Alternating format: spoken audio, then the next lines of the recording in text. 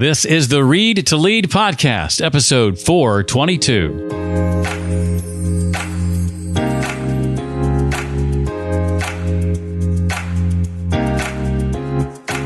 Hi, I'm Chris Brogan, author of The Freaks Shall Inherit the Earth. And the good news is you're well on your way because only a freak would listen to this. It's the Read to Lead podcast with my friend Jeff Brown. Despite the overwhelming amount of resources for time management and work-life balance, the ability to manage all our worthy pursuits can often feel frustratingly out of reach. The reason for our struggle is that productivity and time management systems focus on individual habits rather than more meaningful and lasting lifestyle changes. But as it turns out, there is a better way to reach our full potential. Hi there, I'm Jeff Brown, and this is the Read to Lead podcast, the podcast that's dedicated to your personal and professional growth, because I believe that intentional and consistent reading is key to success in business and in life. Today, we're being joined by author Jordan Raynor. His brand new book is called Redeeming Your Time, 7 Biblical Principles for Being Purposeful, Present, and Wildly Productive. And if there were any more P's in the title of that book, I'd have plosives all over the place. I'm going to ask Jordan to share what he means when he says peace of mind is not the result of what we do, but the source, the importance of using one commitment tracking system, and why your email inbox is a terrible tool for this, practical tips for dealing with all the noise in our daily lives, and much more. Hi, my name is Jeff. Did I say that already? And I'm a serial note taker.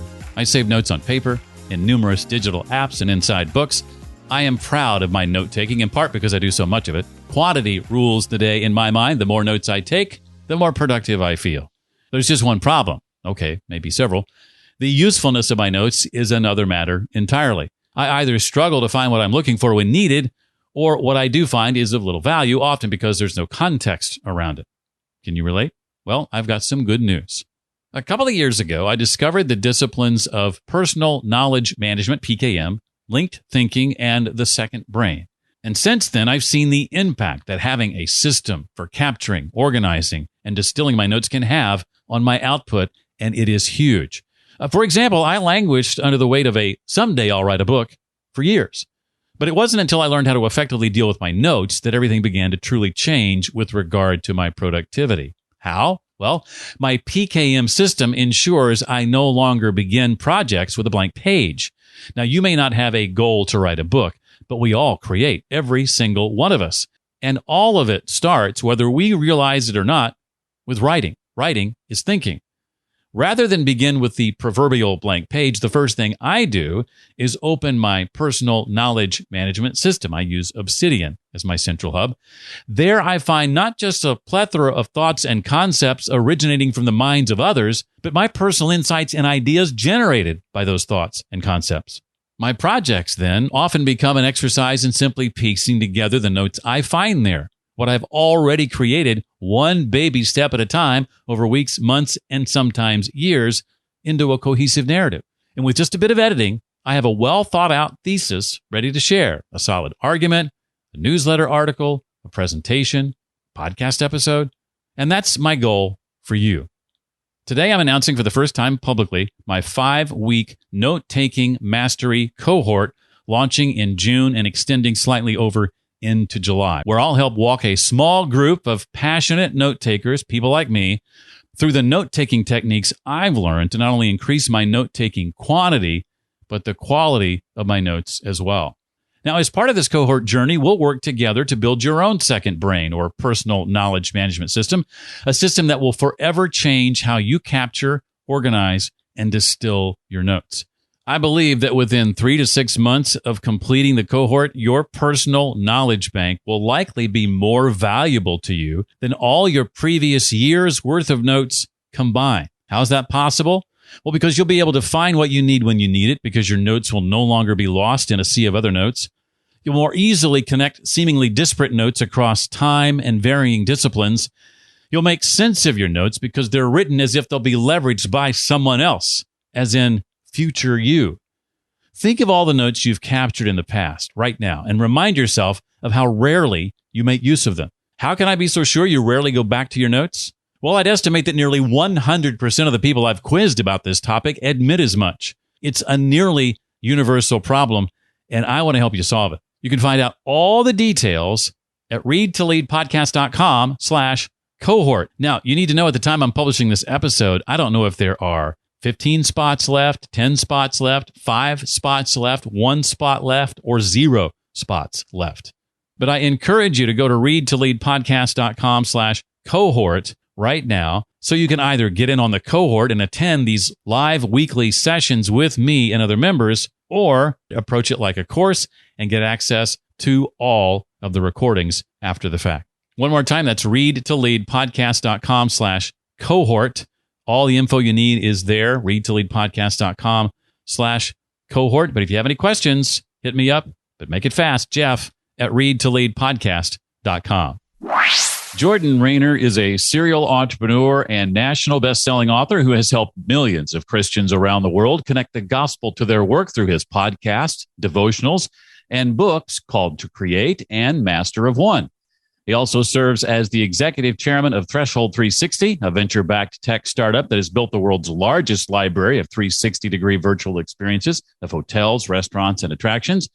A highly sought-after speaker on the topic of faith and work, he has spoken at Harvard University, South by Southwest, and many other events around the world. His new book is called Redeeming Your Time, 7 Biblical Principles for Being Purposeful, Present, and Wildly Productive. I want to call it his new book. It's actually not his new book. He's got a newer one out than this one that we'll talk about in a little bit, but the book we're diving into today is Redeeming Your Time from Jordan Raynor, 7 Biblical Principles for Being Purposeful, Present, and Wildly Productive, and it is wildly awesome. Jordan, welcome to the Read to Lead podcast. You're very kind, Jeff. Thank you. Thanks for having me. A very practical book. I've read a lot of productivity books. This is now taken position at the top of my list, and I don't say that lightly. I recommend that everybody read it, whether you view the world from a biblical perspective or not. There's a lot to be gained here.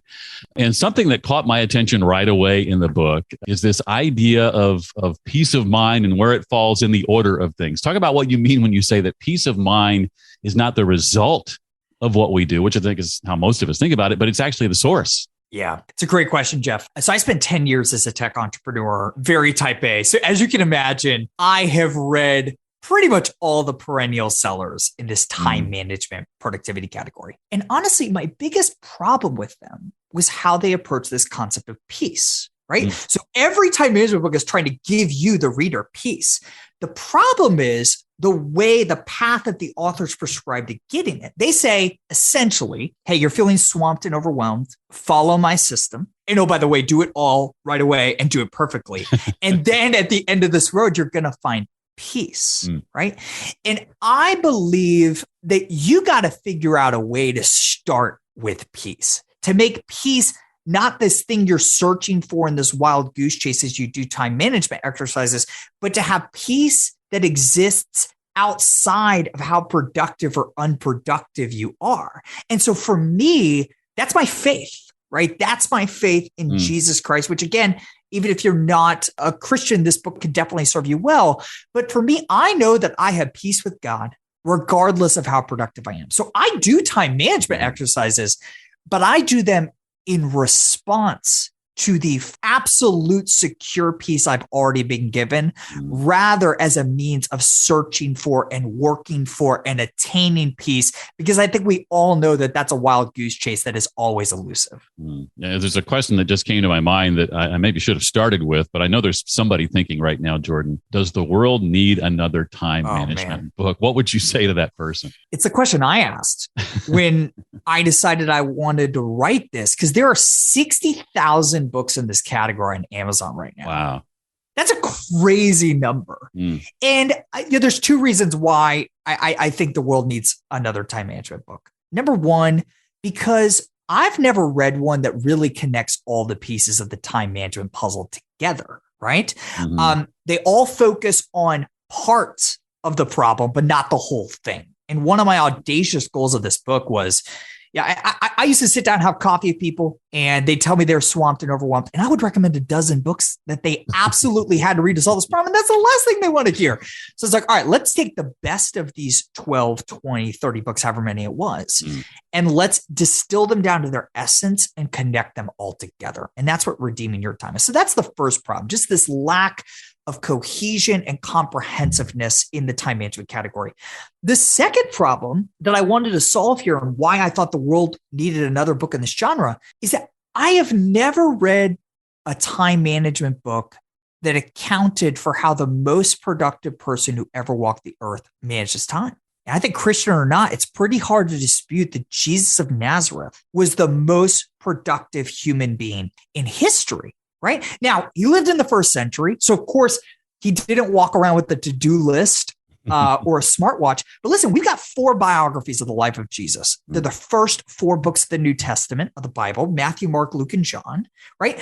And while they don't show him with a to-do list, they do show Jesus dealing with distractions at work and fighting for silence and solitude and seeking to be busy without being hurried. In other words, they show him dealing with the exact same challenges that you and I face today. So that's why I wrote Redeeming Your Time. I wanted to look at the life of the most productive person ever and say, what are the timeless time management principles here? And those are the 7 principles in this book. And then what I did was I connected those 7 principles to more than 30 hyper practical practices, showing you exactly how to live out those principles in our modern context. And some of what you're talking about is getting at principle number 1, start with the word. And you made reference to this. Most of us don't tend to read the Gospels as biographies. Why do we need to adjust the lens? Yeah, it's a really, really good question. You know, we tend to read these first 4 books of the New Testament, Matthew, Mark, Luke, and John, what we call the Gospels, almost exclusively for theology, what they have to say about God, and for ethics, right? The right way to live. But we can forget that they are also biographies of the life of Jesus of Nazareth. And think about how we read other biographies, right? I'm reading Will Smith's autobiography right now, which is vulgar, but terrific. So good. So good. And, you know, yeah, I'm paying attention to, you know, the main events or whatever, but I'm paying attention to his daily habits and routines. How does this world-class creative operate? What time does he wake up? What's his creative process like? And we don't have to wonder about these things with Jesus of Nazareth.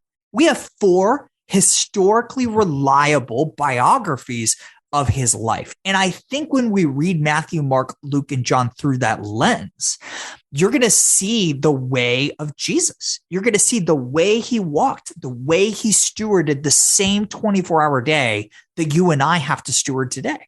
As I was reading Redeeming Your Time, I was excited to learn, not only through the book, but then some of the bonus videos I was checking out on your website, that you use OmniFocus as your commitment tracking system tool of choice. And when I say I use OmniFocus, I can't really say I used OmniFocus, if you know what I mean. And so your book inspired me to kind of get my act together there. I'm at inbox 0 as of this morning. So kudos to me for that. But I talk about the importance of using one commitment tracking system and why email is a terrible tool for this. Yeah. So this is all said around chapter 2, principle 2, let your yes be yes, right? Jesus commanded that our yes be yes. And for a lot of us, it's not, because we're making commitments in so many different places, right? We're sending emails promising that we're going to send a report by the end of the week, right? And it's like saved in like a flagged email in Gmail, or we got Post-it notes everywhere. And for a lot of us, we have these to-dos just floating around in our minds. That's the only place where we have them. The problem is when all of these to-dos, what David Allen calls in Getting Things Done, open loops, are in a bunch of different places, it causes a phenomenal amount of anxiety and stress. Right? To prove my point, think back to the last time you simply had to make a to-do list. Right? It was like 2 days before you left the office for vacation. It was a week before your wedding, whatever.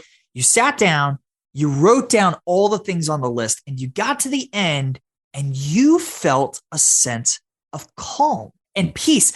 even though you didn't complete a single action on the list. What's the point? These things being stored in our email inboxes alone and our brains alone are causing us stress. The solution, though, isn't that we have to complete all the tasks. We just have to externalize them out of those temporary containers, out of our heads and into a trusted external system. And then the water is calm. I call that system a commitment tracking system. And OmniFocus, the software you mentioned, Jeff, is the software that I use for my tool for my commitment tracking system.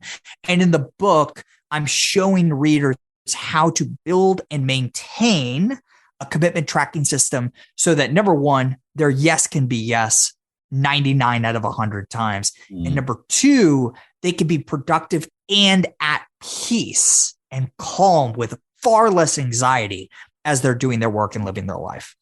So we've got these open loops and we've gathered those into our inbox list, which is one of 3 lists you recommend. We track inbox lists, projects lists, actions list. So we want to move those open loops in the inbox list into well-defined work on the projects list, the actions. What are some of the questions that we can ask to make that process maybe seamless or a little easier to grapple with?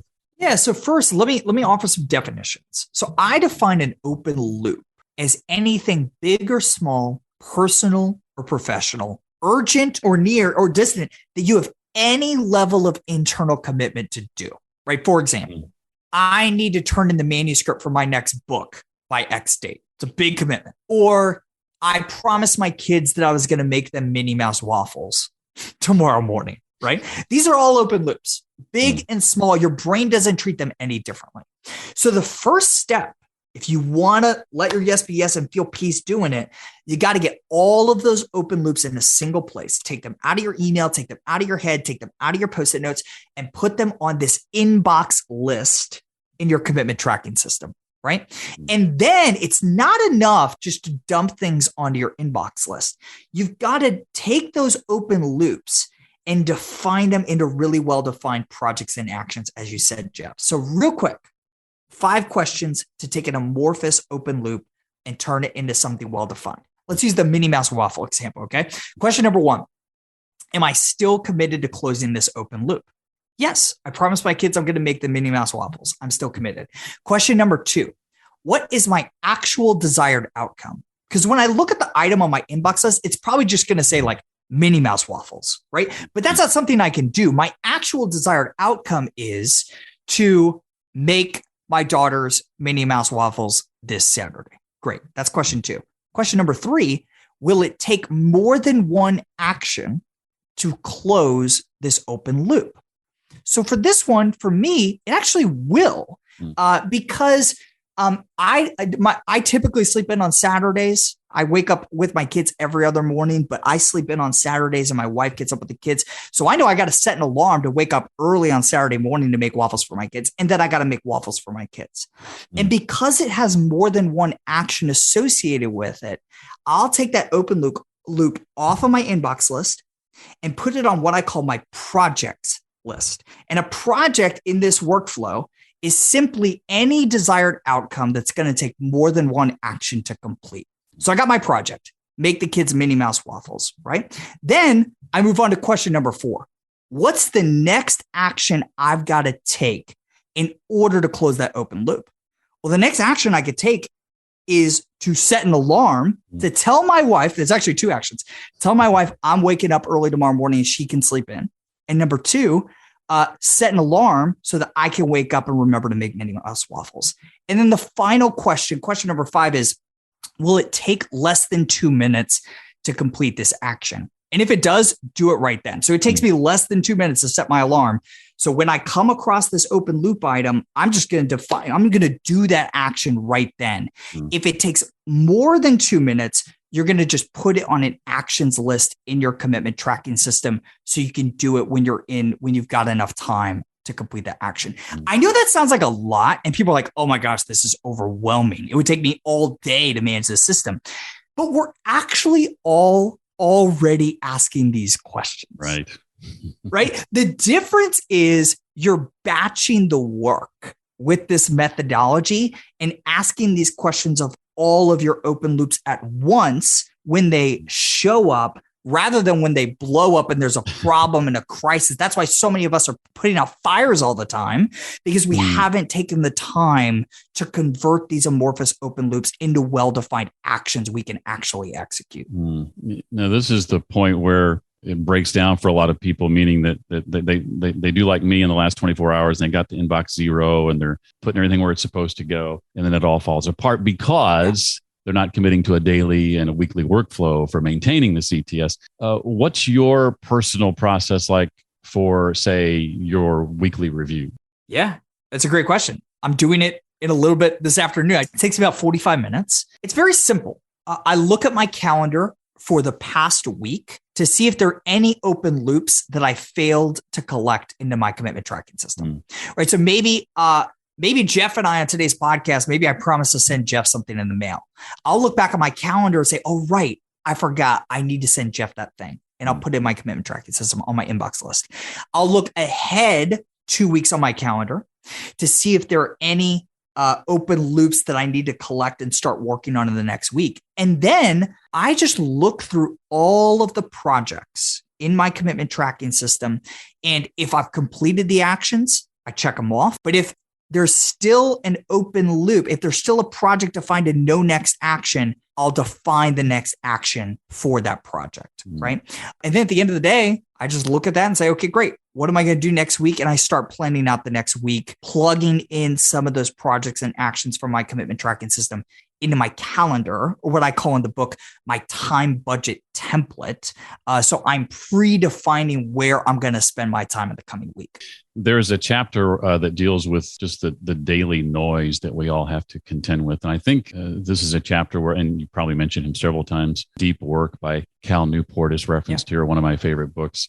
You mentioned David Allen. Peter Drucker is also referenced. As I'm reading Redeeming Your Time, I recall that a couple of years ago, right before the pandemic, I was at my local library for a used book sale. They do these every so often to raise money. And I picked up an original copy of Getting Things Done, which I had read years ago or listened to years ago and needed to revisit. And also Peter Drucker's The Effective Executive, original copy from 1966, I think it is. Wow. And I'd forgotten I'd even had them until I'm reading your book. I got them 2 years ago, set them aside. I'll read those eventually. And right now, they're sitting right next to me right now on my desk. Yeah. Those are my next books I'm going to read thanks to you. So with regard to noise, what are some practical tips that you'd recommend for just dealing with the daily nonsense? Yeah. So first, let me define noise so we make sure we all know what we're talking about, right? Like, obviously, I'm referring to the external noise that's created by our digital devices, push notifications on our laptops and our phones, nonstop news services, etc. But primarily, I'm referring to what all of that external noise creates, which is this internal noise that blocks our ability to think and to be creative and to prioritize our to-do list. There's a reason why we all have our most creative ideas in the shower, because it's pretty much the last place on earth that's not totally drenched in noise, right? So I mentioned before, there's 32 practices spread out across these 7 chapters. 9 of them are in this chapter called Descent from the Kingdom of Noise, because we need a lot of practice here. So let me just share the one that's been the most life-changing for me. Practice number 1 of chapter 3. Let your friends curate the news for you. I partially borrowed this from Tim Ferriss in the 4-Hour Work Week, but basically 6 years ago, I went from being a total news junkie, addict, to consuming zero news, period. I listen to no podcasts. I read no news websites. I know, no news websites. I wasn't when I read the book, but I now spend almost no time on social media. So I don't see the news. But here's the funny thing, and the thing I wish somebody had told me before. When I stopped reading the news, my friends started curating the pieces of information that actually mattered to my life and my work, right? For example, one of my favorite writers, this guy named Tim Keller, tweeted that he had been diagnosed with pancreatic cancer, right? I don't spend any time on Twitter anymore. But here's the deal. 8 of my friends texted me that news within 10 minutes of him posting that tweet. I live in Florida. Hurricanes are important to me. I hear about every hurricane. I hear about race riots. I hear about media trends. I'm a Taylor Swift fan, so I hear about every single surprise Taylor Swift album drop. And I hear about all of these things without having to spend a single moment wading through the 99% of content on social and news services that is anxiety inducing, number one, and number two, totally irrelevant to my life and to my work, right? I know this is an extreme approach, and most of you listening are like, I could never do this. That's fine. If you're not going to do this, take a much more moderate approach and just stop swimming in infinity pools of content, right? Infinity pools are Instagram stories and news websites that seamlessly scroll from one meaningless story to the next. Instead, confine yourself to finite pools of content, right? A daily news roundup podcast or email newsletter. Heaven forbid, at the risk of sounding like I'm 90, a physical newspaper. Crazy idea, right? Yeah. But I'll tell you what, in this world today, there's a lot of beauty in that New York Times masthead, which says it's all the news that's fit to print. It fits in a confined box, right? I love it. So anyways, just a couple of tips for dissenting from the kingdom of noise. I gave up news and then soon after broadcast television pretty much altogether about 5 or 6 years ago. It's something that I did not think was possible. But to your point, you may think Jordan and I are nuts, but it is possible. The only time I dip my toe in the water of broadcast television is football season. I'm an NFL fan, and I watch games when they're on, which anymore is Sunday and Monday and Thursday. But that's the only time I'm watching television and news. I've cut out. If I get any news at all, it might be the little 7-minute tidbit version on a YouTube video or something like that. Exactly. Let me ask you this, Jeff. Maybe it's hard to remember going back 5 years now, but what was the effect on your psyche and your life and your work? Not the things you missed out on, but what were the positive effects of just cutting the cord here? Well, the positive effects were far less stress. You mentioned the anxiety-inducing, 24-hour news and all that kind of stuff. I was into so much of that and just mad all the time about something. I will say this: my wife used to often ask me, like, "Are you angry about something?" and I would have to stop and think of, well, she's probably right about that. What is the thing I'm angry about? And then I would think back to something I had watched or read. And my wife doesn't ask me that very often anymore. Yeah, that's good. It's a good word. Listen to this. I mentioned this in the book. According to Time magazine, more than half of Americans say the news causes them stress and anxiety. Yet 1 in 10 adults checks the news every hour. And 20% of Americans report, quote, constantly monitoring social media and the news. We are literally making ourselves anxious and then wondering why we're so stressed out. Yeah. This is crazy. One thing you touched on that I loved, I once heard a pastor say, if your vision doesn't scare you, it's probably an insult to God. What are some reasons you feel we need to set bigger, more epic goals for ourselves than what we typically do? Oh, man, this is such a good question. I'll just rattle off a couple. Number one, big goals, in my experience, are easier to achieve than smaller goals. I've raised a lot of venture capital in my life. It is easier to raise $5 million in venture capital than it is to raise $500,000. You know why? Because everybody's trying to raise $500,000. Very few people are audacious enough to think that they can raise $5 million, right? Number two, and this is probably the biggest one, honestly, bigger goals make it easier to say no to things. If somebody comes to me and they're like, Jordan, I just can't say no to stuff. I'm always saying yes to coffee meetings or whatever that I know I should be saying no to. My first question is, what is your big, hairy, audacious goal for your work? And almost always to say, I don't have one. I'm like, that's the problem.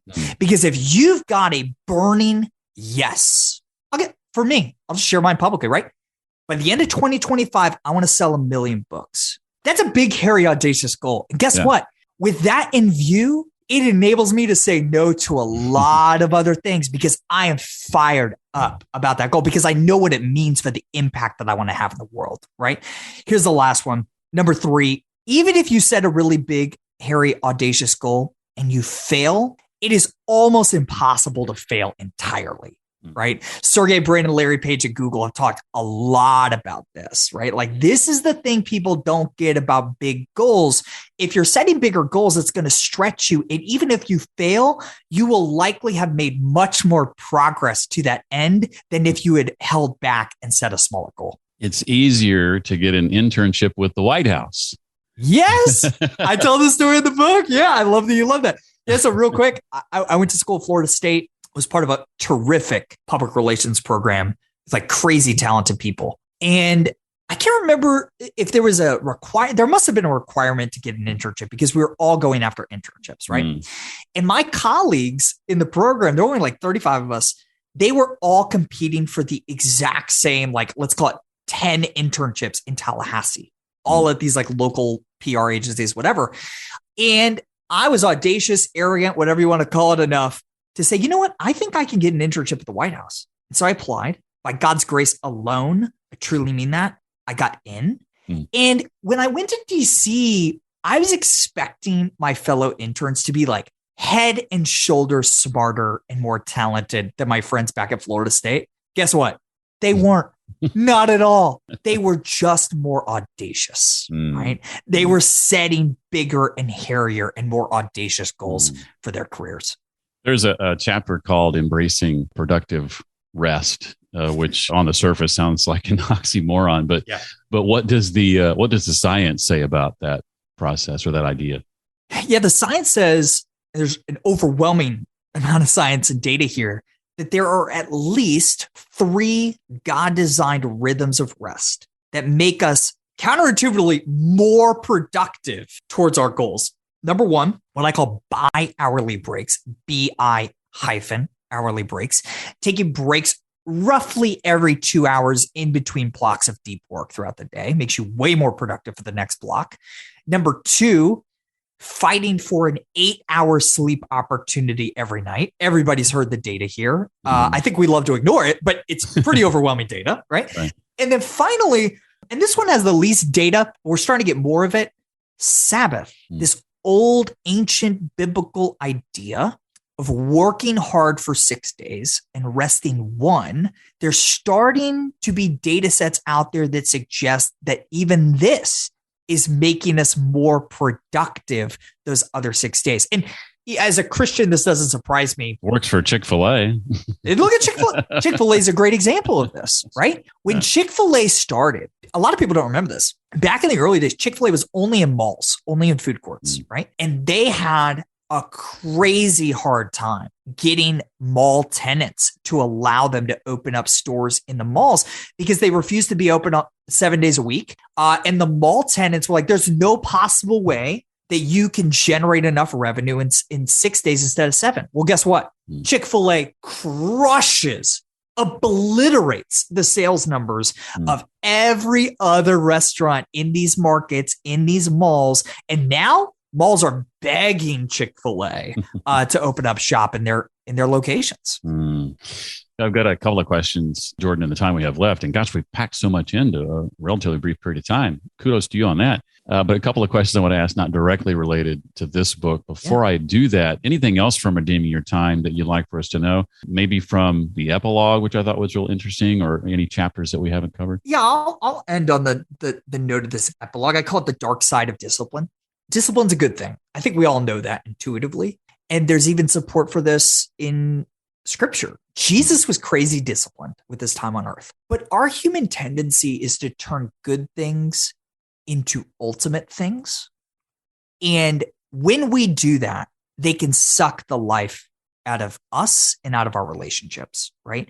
So when I am prioritizing discipline over everything else in my life, it leads to really, really bad things. So there are 2 signs that I'm always on the lookout for to know that I've crossed over to the dark side of discipline. Number 1 is when I can't extend grace to others who are less disciplined than me, right? You know, somebody shows up late to a meeting or drops a ball on a project because their commitment tracking system isn't as robust as mine. I'll never say it out loud, but internally, on my worst days, I can find myself seething with this self-righteous anger that's really just trying to mask the fact that I know I've made the exact same mistake before, right? And in these scenarios, I've got to remember that everything I've been given in my life, including my ability to be disciplined, is a gift from God, right? God has graciously brought software into my life, books, mentors who have made me productive. I'm not responsible for any of it. And that helps me stay on the right side of discipline. Here's the second symptom that I've crossed over to the dark side of discipline. When I'm unable to extend grace to myself, right? If I fail to meet my goals for the quarter, my objectives and key results, or I fail to get my coveted 8 hours of sleep every night, I could just find myself beating myself up and really self-loathing quite a bit. And there, I got to remember what we talked about at the beginning of this conversation. I believe that I'm a child of God, and that gives me peace regardless of the performance, because parents love their kids regardless of whether or not they bring an A home from school or a C, right? And so again, wherever you're at in your spiritual journey, I would just urge you to find something where you can find the verdict for your life, the verdict for your work outside of the performance. I believe the only answer to that question is in Jesus Christ, but I would beg you to find an answer to that question. Otherwise, eventually, I think all of us end up devastated. So that's what I would say about the dark side of discipline. It's something I always struggle with, and I think I always will, but I'm working at it. I love that perspective, and it's one I don't often see talked about. So thank you for sharing that. I'm going to ask you a question that is probably, as a book lover, an incredibly difficult question to answer. You reference a lot of your favorite works and books in your book. What's a book or two that maybe you find yourself recommending to other people often because of its impact on you? Is there one that jumps to mind? Yeah, there is. The conversation we were just having about turning discipline into an ultimate thing. The book that really changed my perspective on this was a book called Counterfeit Gods by this pastor in Manhattan named Timothy Keller, who I just think is the most intellectually engaging writer from Christianity of our time, maybe, right? And it's really good. He writes it in a way that's very accessible to Christians and non-Christians alike. And I recommend that book a lot. Another one that's just like pure fun, but I cannot stop recommending, I read it probably every year, is Shoe Dog by Phil Knight, the creation of Nike. Anytime I find myself falling out of love with books, I'll read Shoe Dog and fall in love with words again. It's the most poetic, beautifully written business book, but it's just a heck of a story. There are no lessons. There are no 3 points. It's just a beautiful narrative about the founding of one of the great American brands. I know your other book that's actually newer than the one we just talked about, book for adults disguised as a children's book, I believe. Basically, yes. Tell us about that. Yeah, this is called The Creator in You. And I wrote it because I got 3 young daughters, and I've read them so many books about the creation account, the biblical creation account that you find in Genesis 1, the first chapter of the Bible. And all these books, I'm sure if you're listening, you've read some of these books, right? They all follow the same pattern. God created this on day 1. He created that on day 2, day 3, 4, 5, 6, the end. And these books drive me bonkers because according to the Bible, the 6th day wasn't the end of creation. It was just the beginning.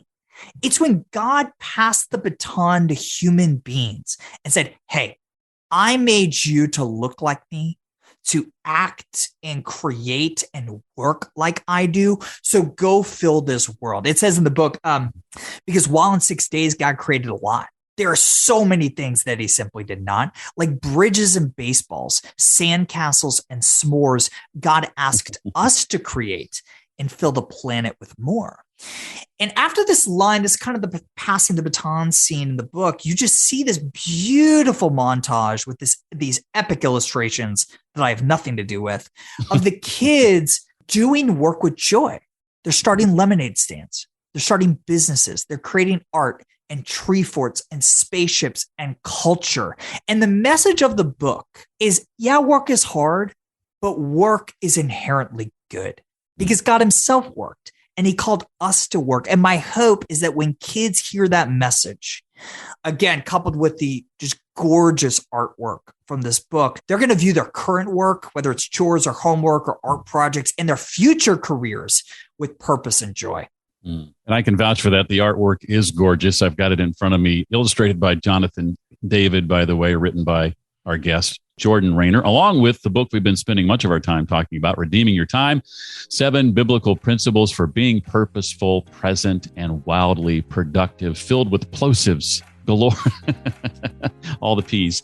That's right. Jordan, thank you so much for your time. I really enjoyed this conversation, and I meant it when I said this book is at the top of my list for productivity books. Numero uno on my list until somebody comes and knocks it off, and I don't see that happening anytime soon. So thank you for being here. Thank you, Jeff. As you may have heard me mention toward the beginning of my chat with Jordan, he's got some great bonus resources available at his website when you purchase his book. I found those hugely valuable. I'll put a link, of course, to Jordan's book and the books he recommended on the show notes page for this episode. That's readtoleadpodcast.com/422 for episode 422.